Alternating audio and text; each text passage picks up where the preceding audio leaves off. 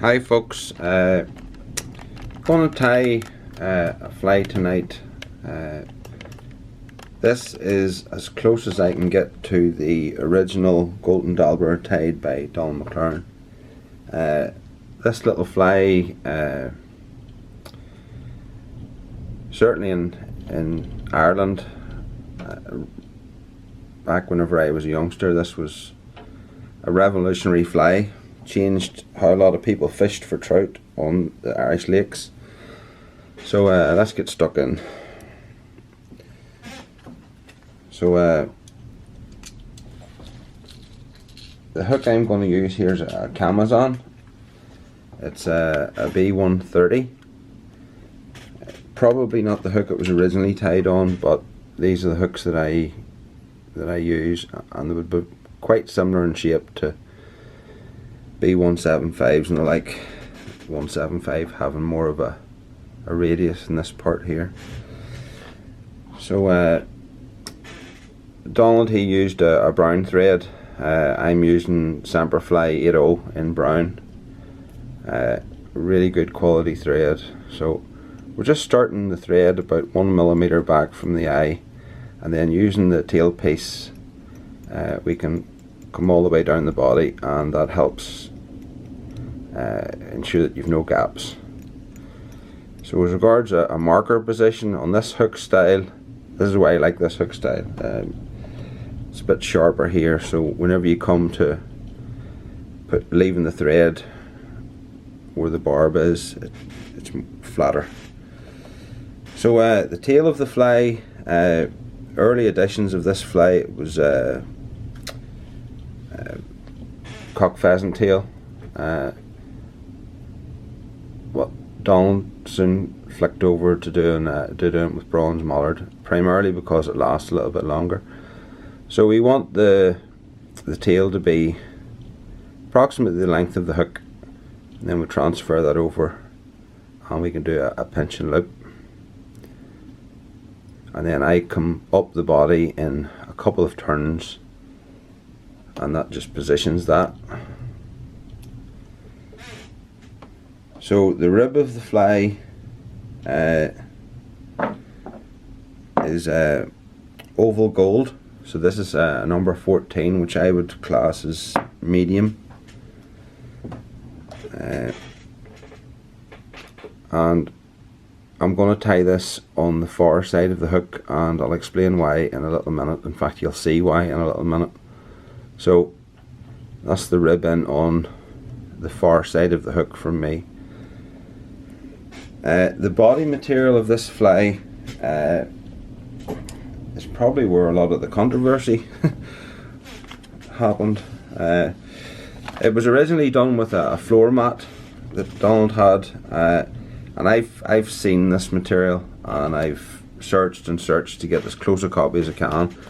So I came across this stuff here. This is it's Brett's knitting wool, and the shade's 8411, and the colour is this stuff here, and as I say, it's very, very close to the original.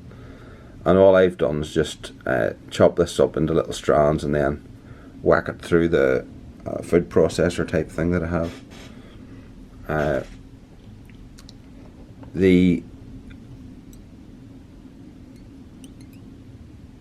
This body colour, it's like most good flies, represents more than just one thing. So some would say it's like a mayfly nymph, it's like a sage, it's like a whole lot of things, but this substitute material, it's a little bit finer than the original stuff, and it might actually also be a little bit duller, but I've had both flies side by side, and certainly I can't tell the difference. So we're doing a nice little body up here, and stopping about 3 millimeters short of the eye. So the original fly was done with an Indian red game. I don't have a good red Indian game, so I'm going to compromise a little bit here. This is a genetic Hackle. It's one from Shane Rogers there over in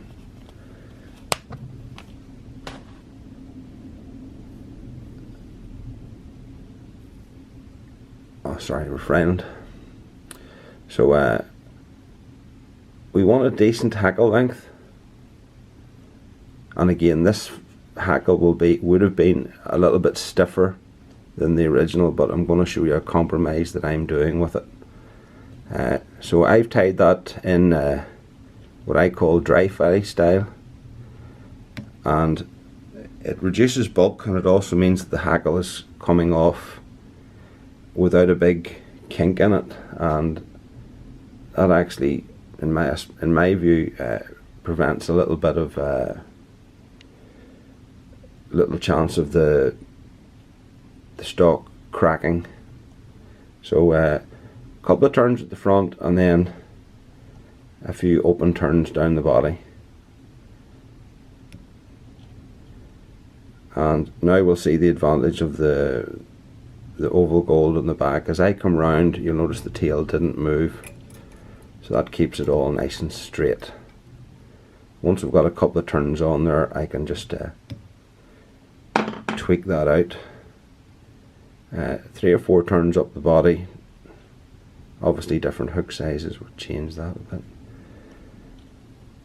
So this hook, by the way, is a size 8, but in the B130s it's probably closer to size 10, this fly that you're seeing.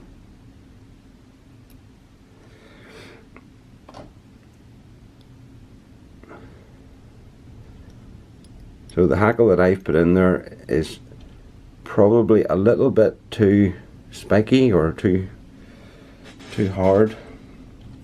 But anyway, before we go on to the next stage, I'm just going to pull out a few fibres of the body, because one of the key things with, I suppose,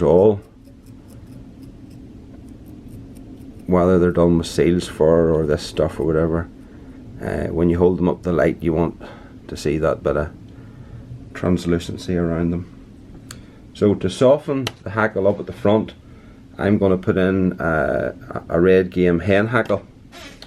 So if you had, I suppose, a red game that had softer fibres at the front, you could just do this whole fly with let's just say a lower grade hackle.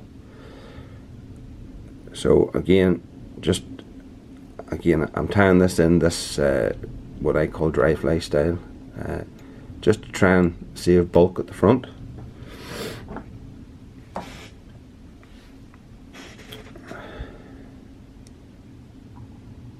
Now with my wet hen hackles, I turn at the front of the silk. Probably not in many textbooks. And then I'm going to wind up through this, and that gives the weaker hen hackle a little bit more protection, and then break off the tip. So I'm going to stroke everything back here in preparation for the wing going on. We've got a nice base there with plenty of room. Now I'm just going to take my dubbing needle here out. So before I prepare the wing, I just want to show that I want to take the wing from slightly under the hook shank on this side and go over to the hook shank on this side. The original fly did not have one of these 360-degree cloak style wings that we see these days.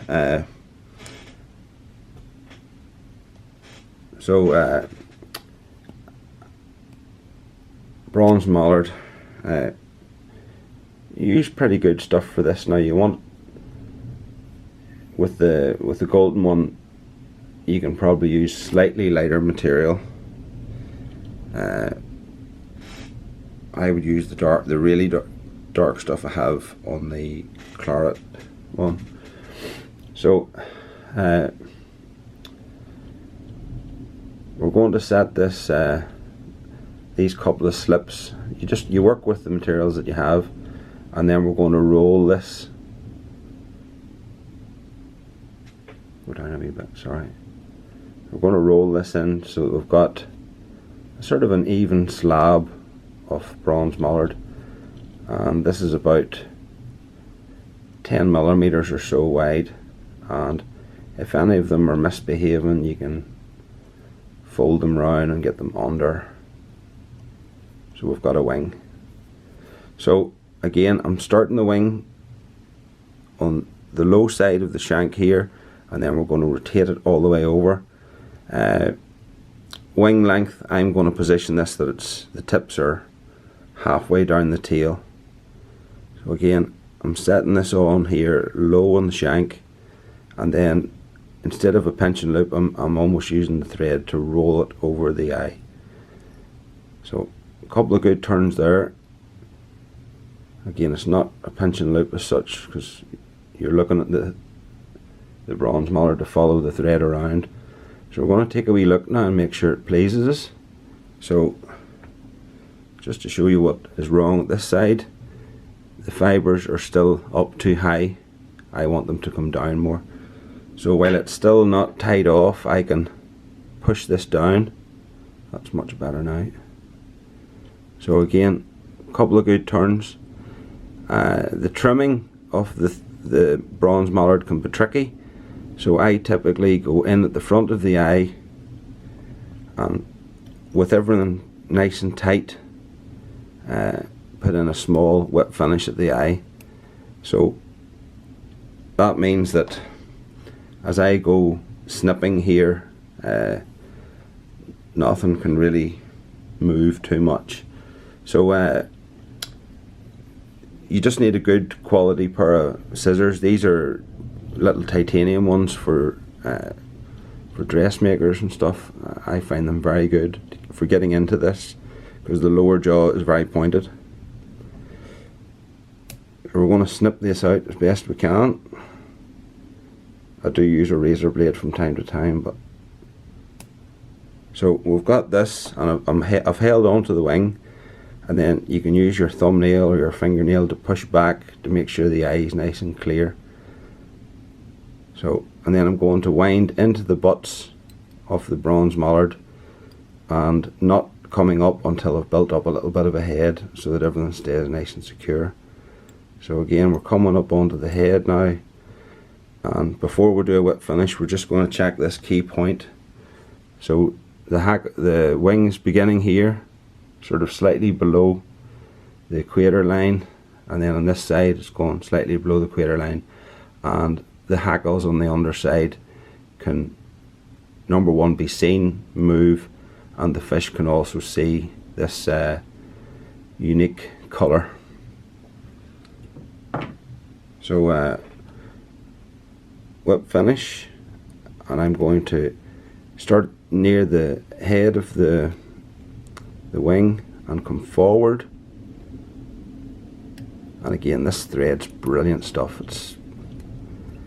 I used Danville's for years, but I've really got onto this